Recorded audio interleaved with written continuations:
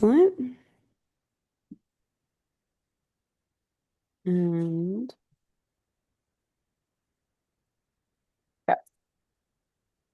All right. So welcome everyone, and we're really excited today to have Carolyn Hung is a PhD candidate at UC Irvine in the Department of Comparative Literature. Her dissertation engages the epistemology questions that emerge from definitions of China in the world, specifically as they relate to disciplines of psychoanalysis and film.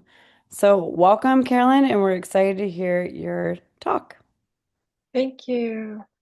Okay, so my talk is called Sino-psychoanalysis and Cultural-brushstroking, and what I'll do is give like a very basic overview You of can go some of ahead the and push his. slideshow so you can see the whole slide. Oh yeah, sure. There you go. There we go. Um, yeah, I'll give like a more general kind of overview because there have been a lot of developments in the last 20 years in relation to specifically the development of psychoanalysis as a practice in China. Since the 80s when China opened up to the world. And then I'll launch into the actual presentation that I have written itself. And I've written it out in a way so that you can follow the text. Um, so psychoanalysis in China is not a recent phenomena. So it actually goes all the way back to the early 20th century, when a lot of Western ideas were being introduced and worked with amongst Chinese intellectuals. So in the 1910s and 1920s, some of Freud's works were translated into Chinese. And it was a part of a larger humanistic revolution, where this idea of transforming China and the nationalization of China needed a lot of more kind of theoretical ideas. At the time, many were skeptical about the scientific effectiveness of psychoanalysis, but these ideas ended up playing a really major role for the new culture movement of thinkers and conversations. A lot of the literature at the time and political ideas at the time were very much influenced by psychoanalysis. And the first psychoanalyst in China would be someone named Bing Heng, and he's someone who trained in the West with psychoanalyst Harry Sullivan at Yale. And he ended up teaching in China as well, psychotherapy at a Rockefeller Foundation affiliated college from 1936 to 1939. And by the mid 30s, Freudian theories were becoming very, very familiar and prevalent amongst Chinese intellectuals. And then we have this period of time during Mao's regime where anything that was not Marxist-Leninist thought was essentially eliminated from Chinese intellectualism. Starting with Japan's invasion of China and the Chinese Civil War, and Mao's rule, there was no more kind of institutionalized development of psychoanalysis for this bit of time. And many psychologists and social workers were expelled from the mental health system after the founding of the People's Republic. So from the 80s onwards, so when China opened up, it's become increasingly popular to use Freudian theory to um, provide as a lens for analyzing society. Um, so in the 80s, often it's called the age of idealism, where suddenly all these kind of ideas that were not allowed during Mao's regime are reintroduced. So a bunch of debates on philosophical, social, and political issues. And we have the growth of the middle class. And with that, the emergence of something called the psycho boom, which is the popularization of psychotherapy and the integration of its ideas into the cultural sphere. And many transnational training groups have been formed. So there's a Sino-German one, a Sino-Norwegian one, Sino-American, Sino-French, which is what I'll focus on for the presentation, and the International Psychoanalytic Association that has also become a part of the training in China of psychoanalysts. So many of these programs position the Chinese trainees, at the receiving end of transmission, but the Sino-French group, one of the major figures who I'll talk about, created a center called the Chengdu Psychoanalytic Center in Sichuan, and essentially it's run by Chinese analysts. And it's Chinese students that went to France to train and then came back to China to open the center. So I'm very much interested in this one figure. His name is Huo Tong, who is known as the first Lacanian analyst in China. And he trained in France from 1984 to 1994. So he was kind of one of the first generations after Mao's regime that left the country to be able to receive an education outside of China and then returned. So in 1994, he opened his own office in Chengdu, as I had just mentioned earlier, the Chengdu Psychoanalytic Center. And he created a program actually at the university at Sichuan in the philosophy department to teach analysis, and created a program that actually confers a degree in psychoanalytic studies. So he really tried to integrate it in the public education system, which is different than, for example, the US, where any training of psychoanalysis is like part of private institutions. And right now, he's in the midst of publishing his annual seminars, which are going to be 10 books of his lectures that he conducted to training analysts for the last 10 years. So he's kind of modeling the Jacques Lacan model of giving seminars and then publishing books of these seminars. And one of his major claims, so he's someone who trained in France and was very well read in Freud and Lacan, and part of his work, the interest of his work, is making psychoanalysis applicable to the mainland Chinese context. So he kind of intervened by working with some of the major claims that are common in psychoanalytic thought. So the claim for Lacan is that the unconscious is structured like a language, and his Huo twist on it is the unconscious is structured like Chinese writing.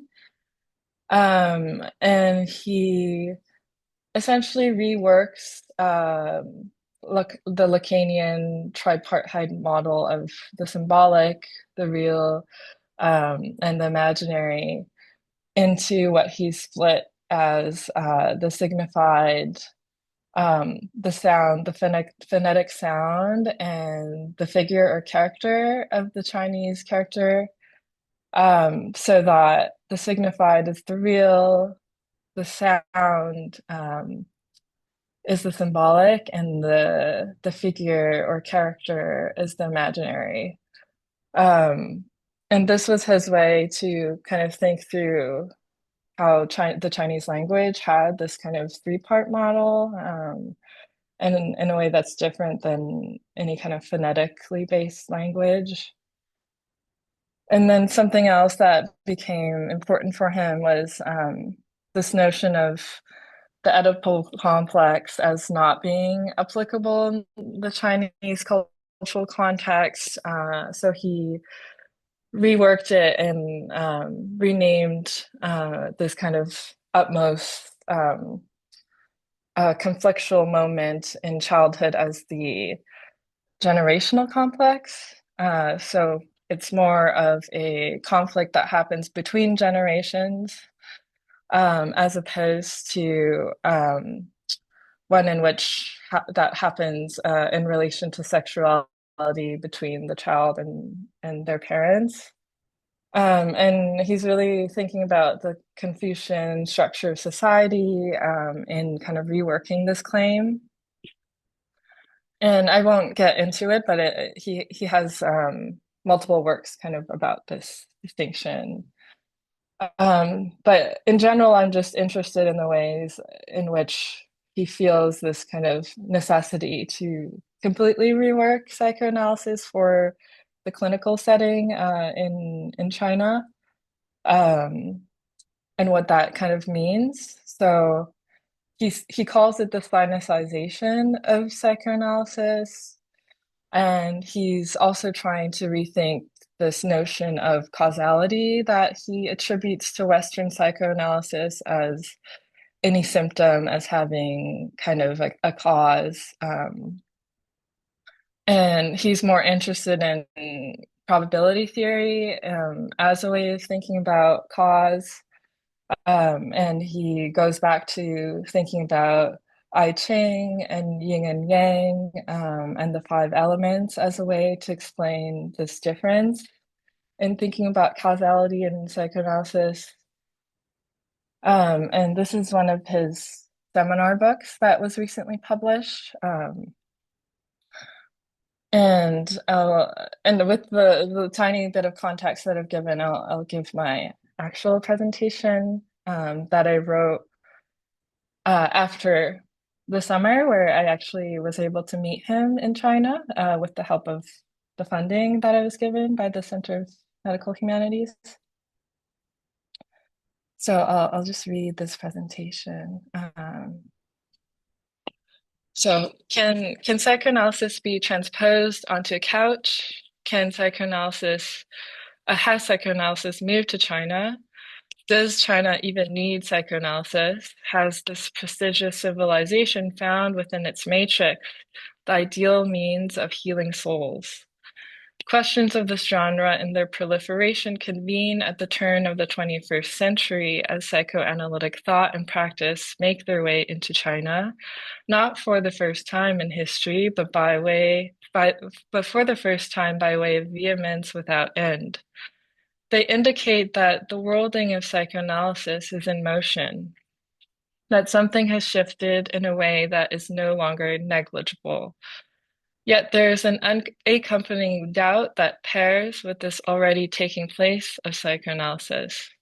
This doubt is simultaneously evinced in the accumulation of such questions about the receptivity of psychoanalysis in China, a receptivity that hinges on what has been assumed to be internal to China, its cultural traditions, and the extendability of such traditions to what is figured as external psychoanalysis.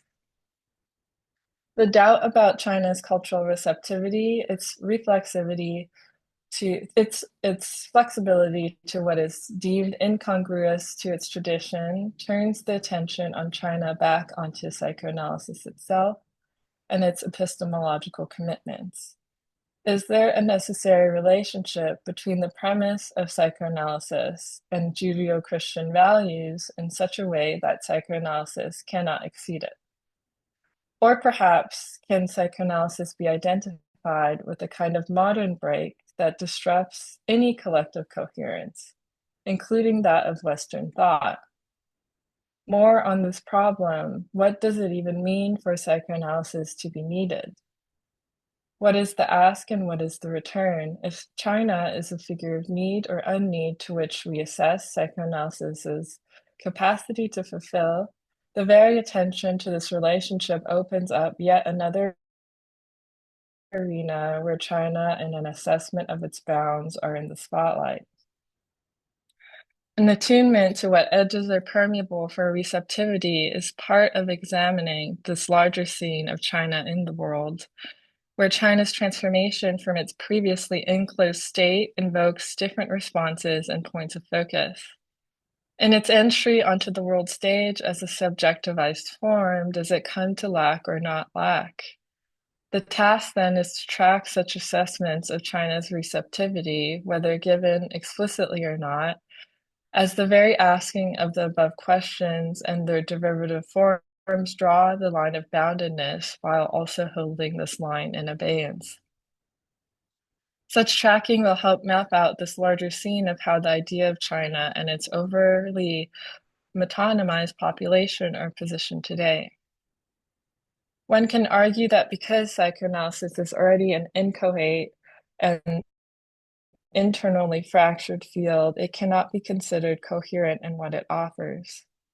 The possibility of an affirmative answer to the question of if psychoanalysis is outside the cultural reach of China is one that would quickly close off psychoanalysis's heterogeneous range.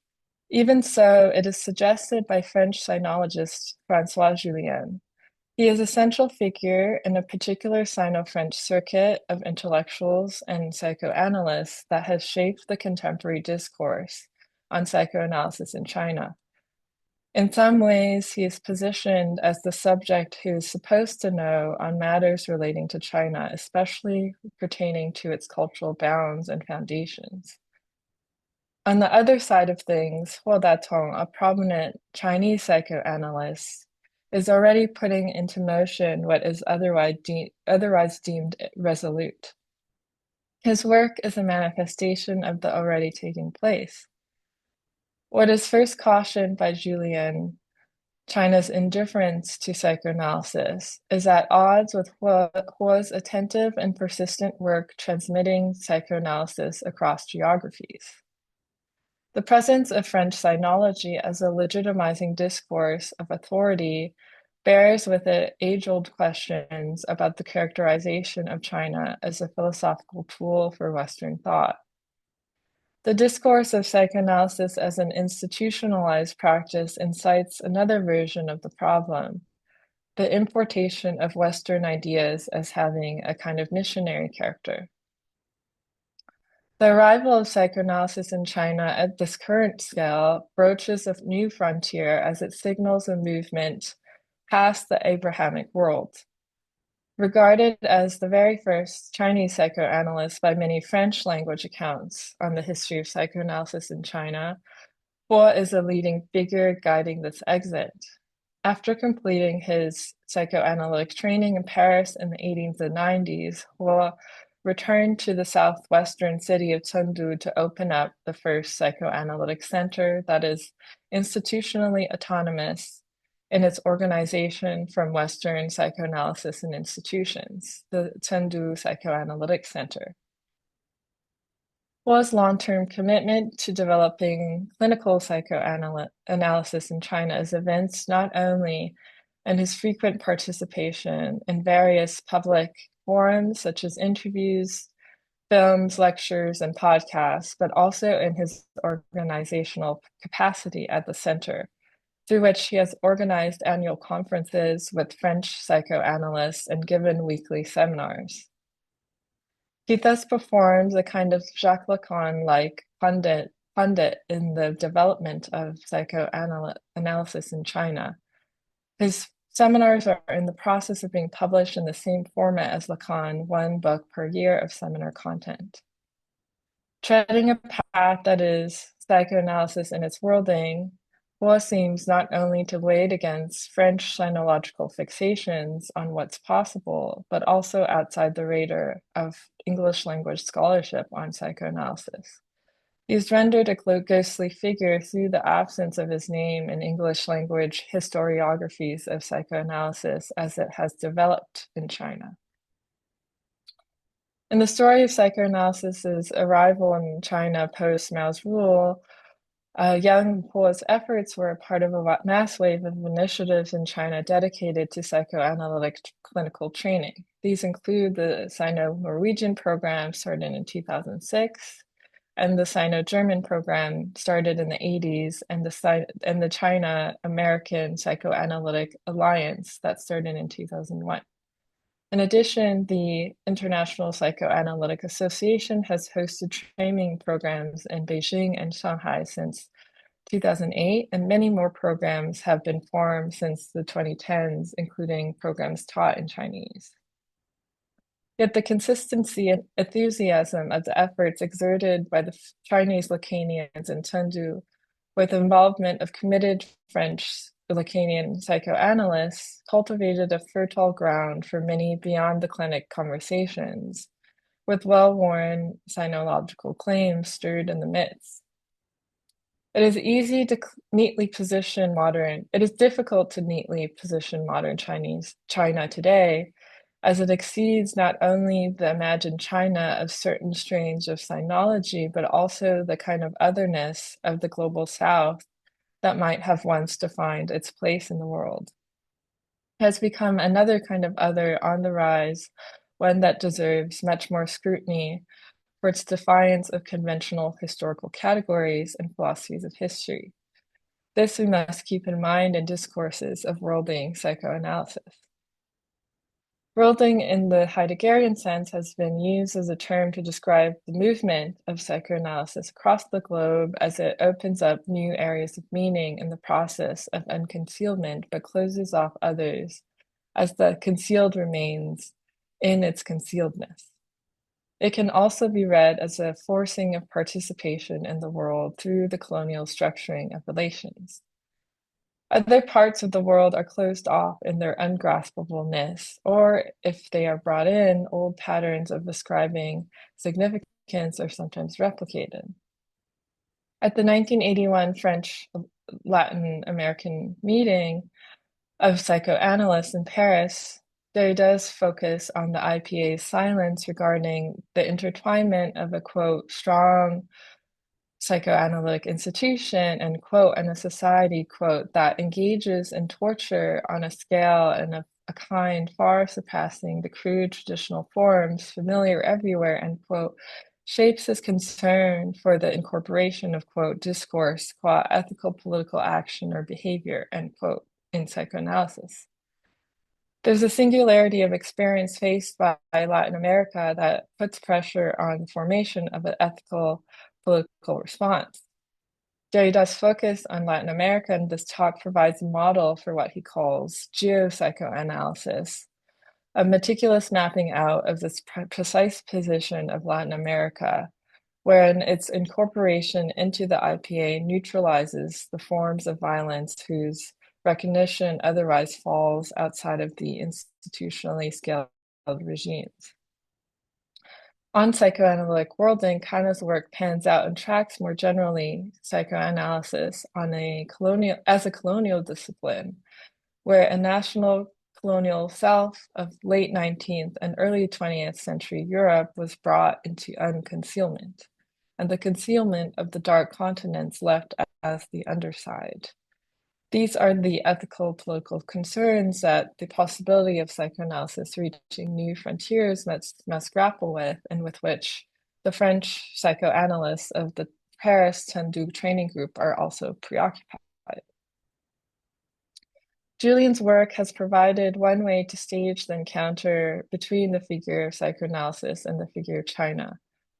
To many French psychoanalysts, he bears the answer to the question on psychoanalysis's appropriateness to the complaints and secret hopes of Chinese people.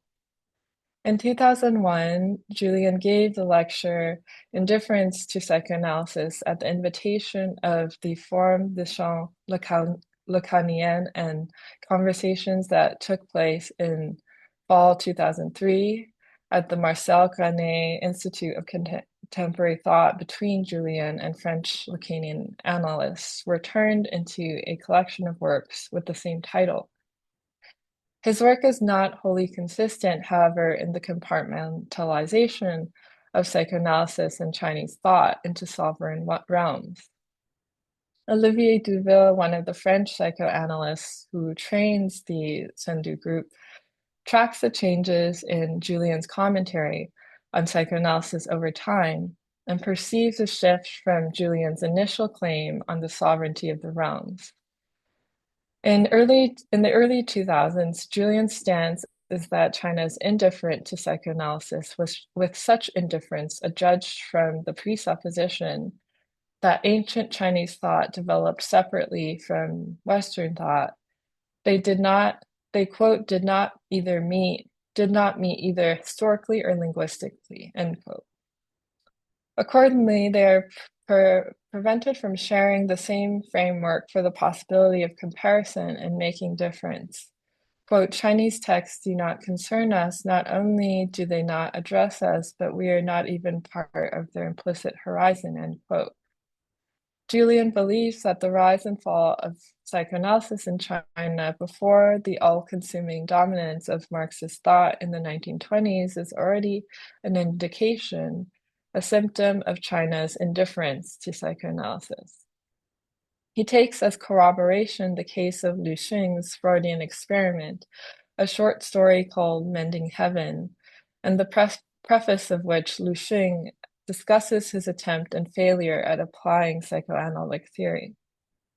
For Julian, psychoanalysis can easily be accommodated into an internally consistent version of Western thought so that a binary comparative structure of the radical gaps between Chinese and Western thought can be drawn, such as the Greek tradition of logos versus the Chinese tradition of loose, flexible discourse.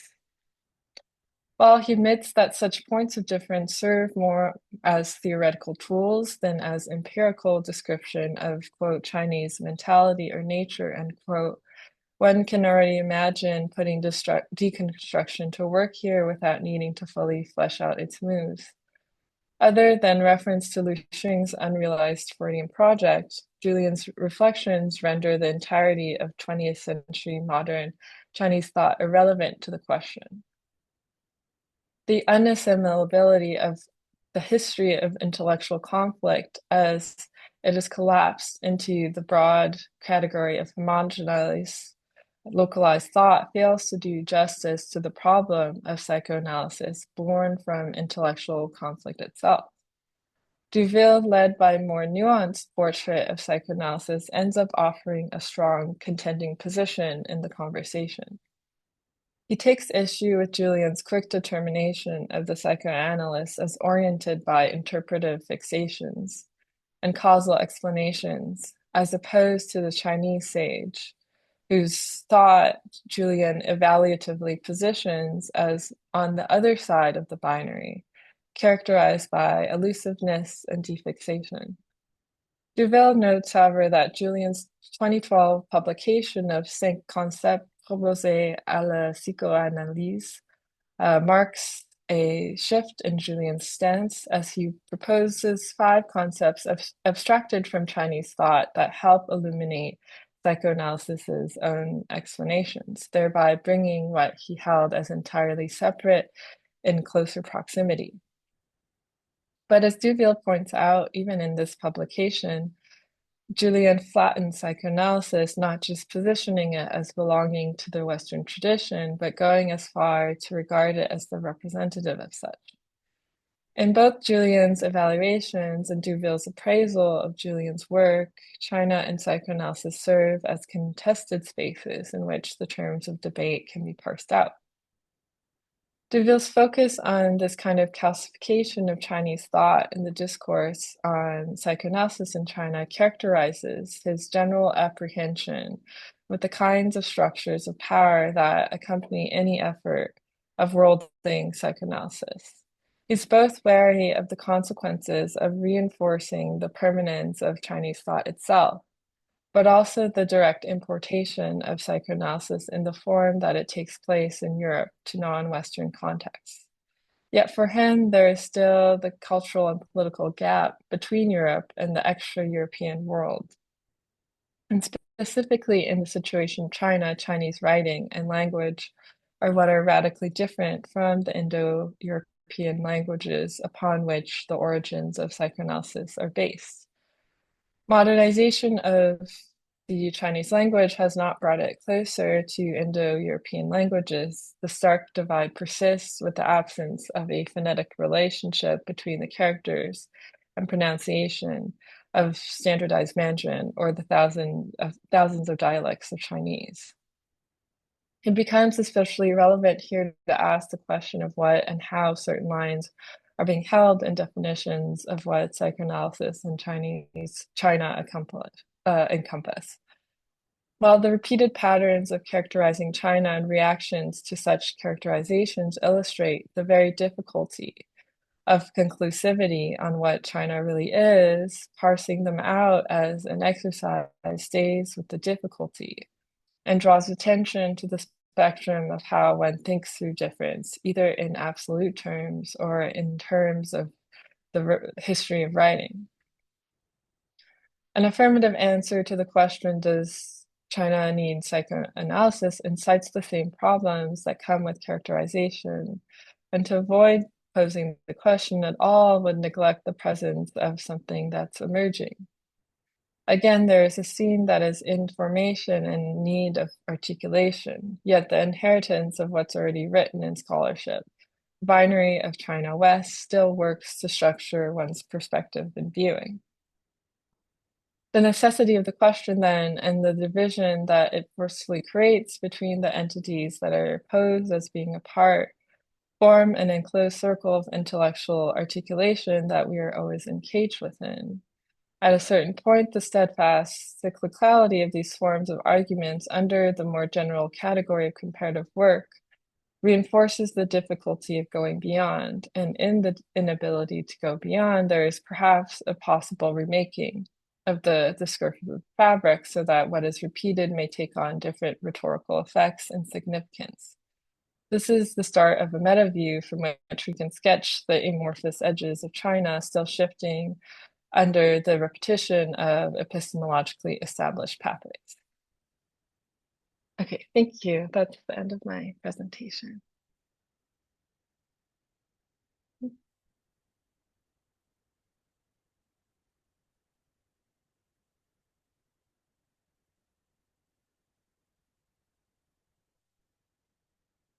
Hi, can you take questions? Oh, yeah, sure. Okay, all right. Okay. So, I was so interested in this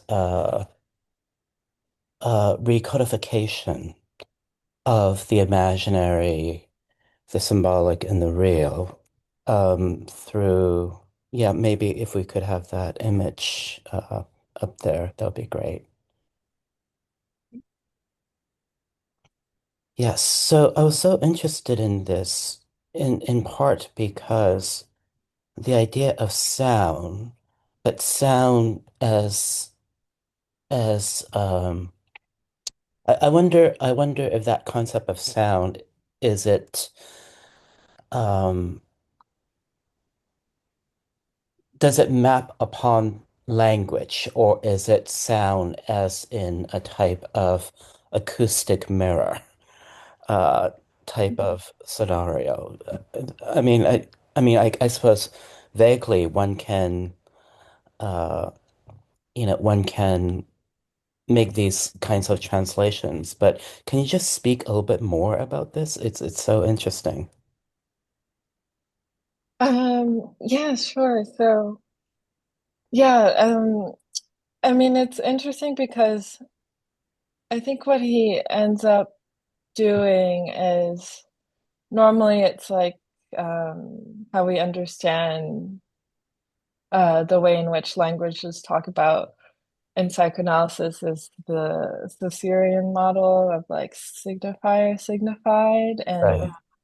and I guess for Hodaton he splits the signifier into sound and figure Hmm. because of like the Chinese character and Chinese language and Uh-huh. Right.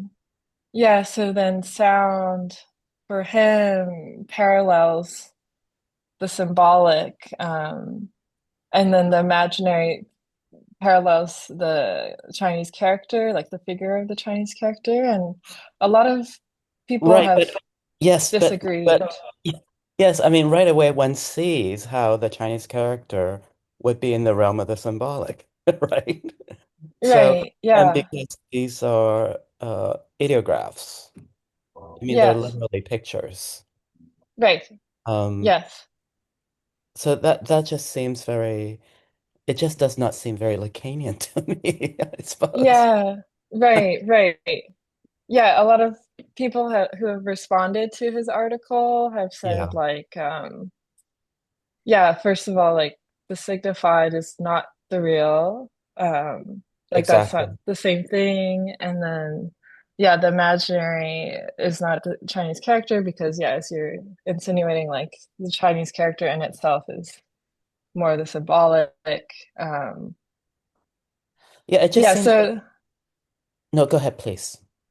yeah, I almost feel like yeah, it's some kind of like thought experiment he wanted to do with the Chinese language because it has this like extra thing that like French and English and German didn't have, and like thinking about psychoanalysis and language. Hmm. Hmm. But yeah, it doesn't, it's like his own thing and not necessarily like parallels well with Lacanian psychoanalysis necessarily. Right. So, I suppose I'm just, I'm just imagining different ways of putting um this together. Because to me, it doesn't seem to work with the Lacanian framework. Are you saying, therefore, that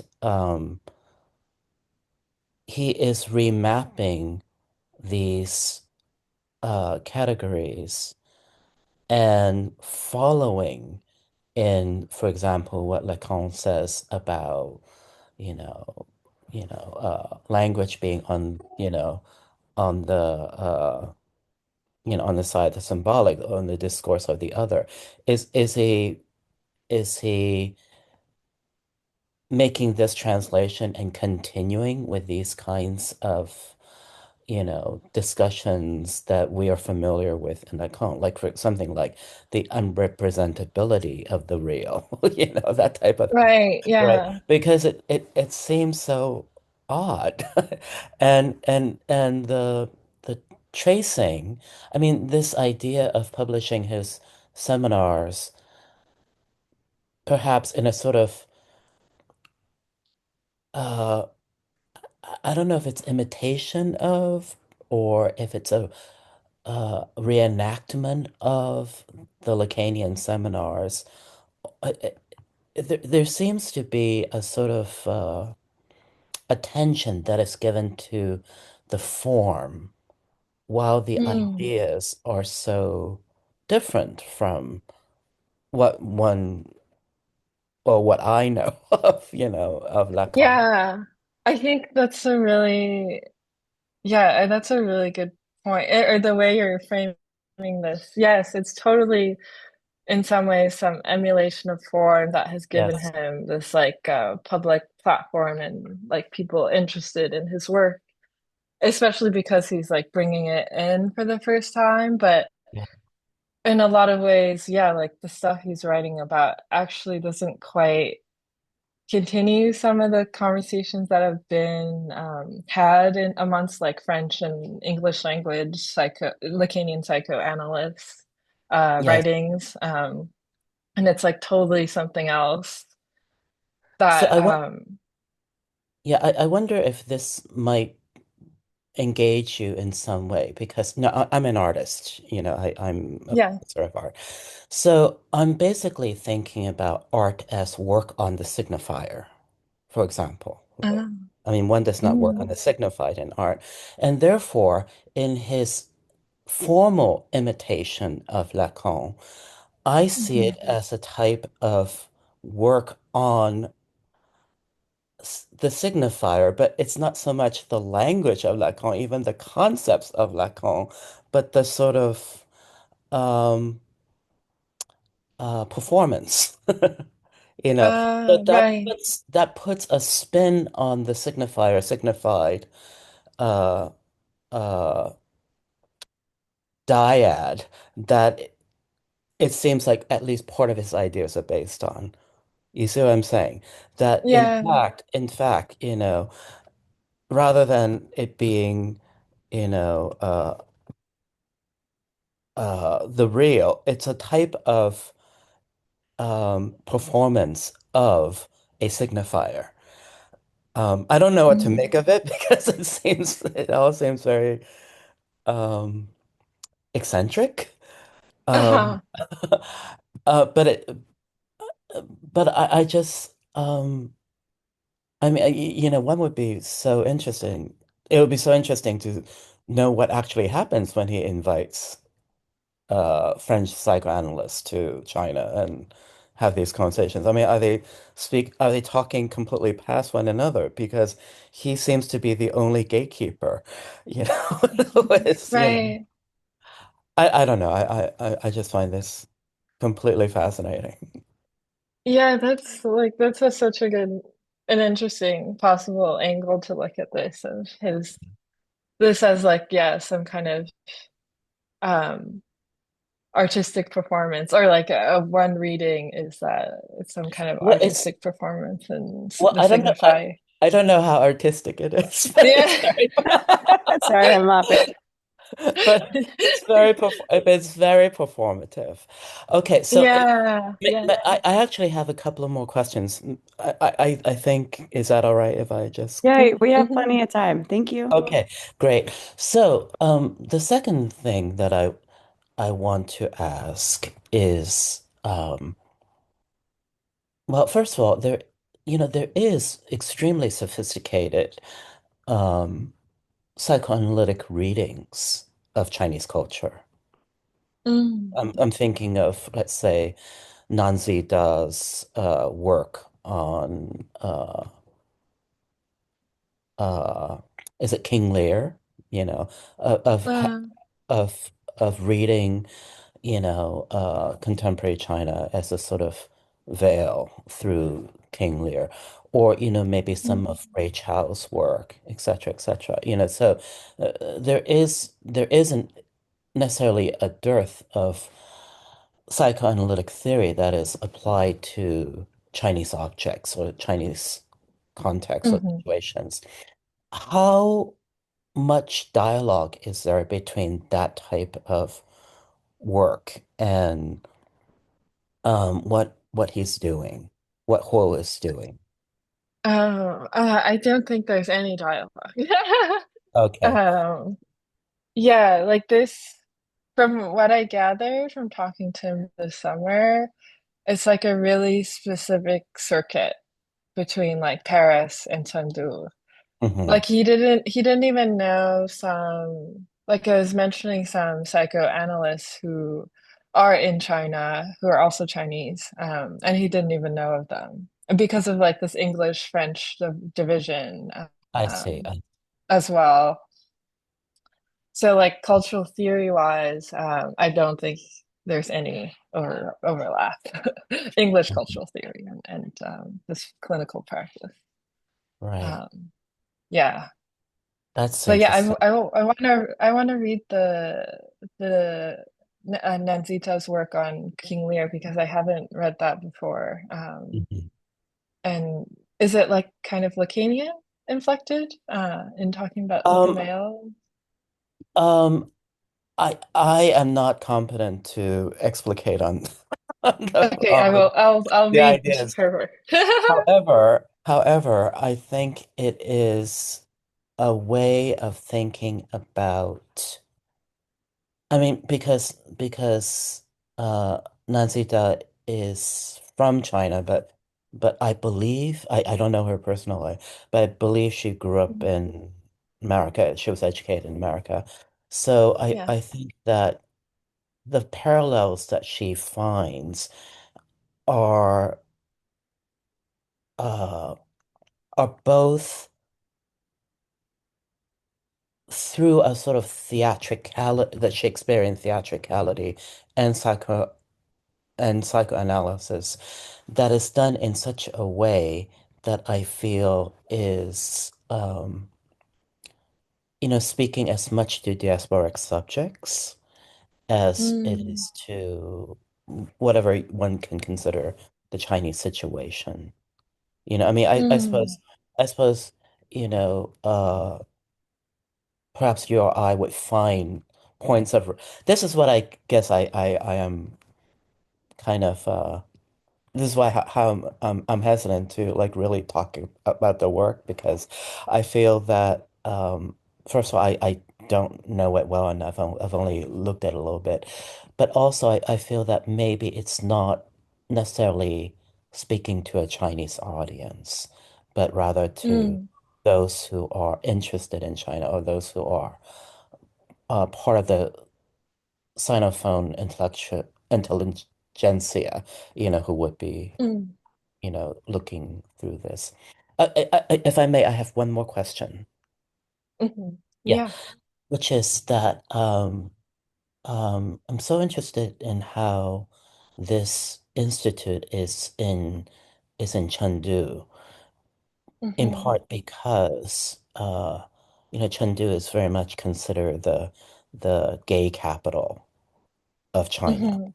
So I wonder if you want to comment on that, or if there's any relation, or uh, yeah, it just Right. seems like a very interesting coincidence if there is no relation. Yeah. I think there is a relation because, yeah, when I was speaking to Huadaton this summer, he was saying like because Sichuan is like in the south and like is not like Shanghai, like the business center, or like Beijing, the like ultimate cultural and like political center. There's a lot more leeway in like experimenting. Hmm. And yeah, in one of his books, he even mentions like one of his patients like coming out to him and like yeah, I don't know, there's just this certain kind of more liberal atmosphere that is available in Chengdu, just based on also like I visited this summer as well. And like a certain like less regimented like surveillance in the sense that like it reminded me of certain parts of like older China where people could still sell Right. anything they wanted on the streets, and like people are still speaking in dialect, and like a certain kind of like more yeah, laissez-faire like way of living and life, that's not like all about like uh police surveillance, which was like what I was experiencing in Beijing. So yeah, I don't know. I think one could read that relationship, but maybe it hasn't been written about in a thorough manner enough. I mean, it could be Mhm. really interesting. So in a way, it's not overdetermined by a sort of consciousness of national identity, Right. or Yeah. in case of Shanghai or Guangzhou, it would be much more oriented towards business and I mean because I think that different cities in China, I'm from Hong Kong, right? So Mm. the different cities in China, um, there's a sort of narcissistic uh there's a psychoanalytic term, right? There's a narcissistic self-conception of exceptionalism that one Uh-huh. sees in many, many, many places in China, right? So, you know, Hong Kong sees itself one way, Guangzhou sees itself another way, or uh, Beijing, Shanghai, etc., etc. Um, Yeah. so, in a sense, what the possibility of Chengdu perhaps gives one is not only a sort of more localized sense of Chineseness, but it's not so overdetermined to be Yeah. to take on like for example, if you talk about Hong Kong or Shanghai, it's almost like you can't get away from this these cliches of East-West or cosmopolitanism and etc. etc. Um, Right, right, yeah, so right. I'm just We're interested in that possibility of um, thinking not through a hegemonic lens of mm, Chinese internationalism, but something maybe a little bit more, with a little bit more lateral possibilities. right. Yeah.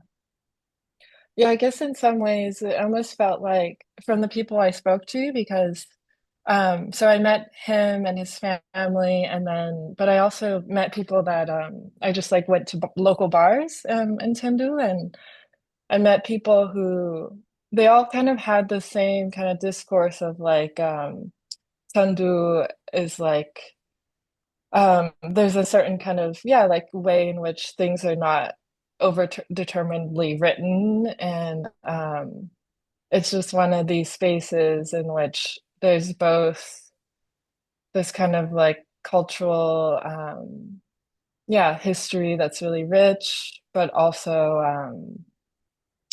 yeah this kind of like openness to kind of this creating some kind of like newness and yeah, I don't know. I didn't, I've never seen that before in like other parts of China, this like openness Mm. and warmth and like, Mhm. um, yeah, this Yeah, much like less, yeah. it's not cosplaying itself in a Yeah. way. Oh, yeah. Because, Right. because I think, Yeah. Xi'an, for example, is a type of, performance of ancient China. You know. Right. Yeah. Right. Yes. Yeah, true. There's nothing really necessarily the cosplay because it hasn't been in the spotlight in the same way. And yeah, and a lot of the discourse is also like, oh, we're not the like we're not Mhm. where all the like rich people are. It's like historically like a lot of like people from like more agricultural backgrounds like come to Chengdu. So there's like this other kind of class discourse as well that's going on. Yeah. Um, May I just yeah. ask one more thing? May I just ask one more question? Yeah, sure, Simon. Go Yes, ahead. yes, Yeah. yes. So, I really appreciate the history of psychoanalysis as it is laid out, in the 20th century, that at the beginning of your talk. I wonder if you can say, it's very obvious that a sort of, psychoanalysis would not exist, from the end of the war until, during the Mao years because it's bourgeois, whatever.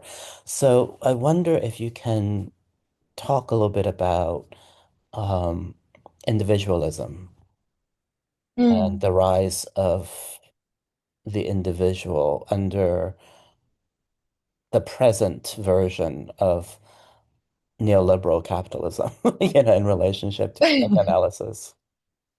Right. I mean, yeah, it almost feels like it goes like all together in synchronity in terms of like psychoanalysis, global capitalism, and individualization. And yeah, I remember someone that I met who's not from China, like trying to imagine what the practice of actual clinical practice and of psychoanalysis in China was. And he told me like he couldn't imagine like an individual person in China like going to session and like going through um 30 to an hour of like speaking about themselves. And I thought it was really interesting that like this person like couldn't even fathom or imagine it.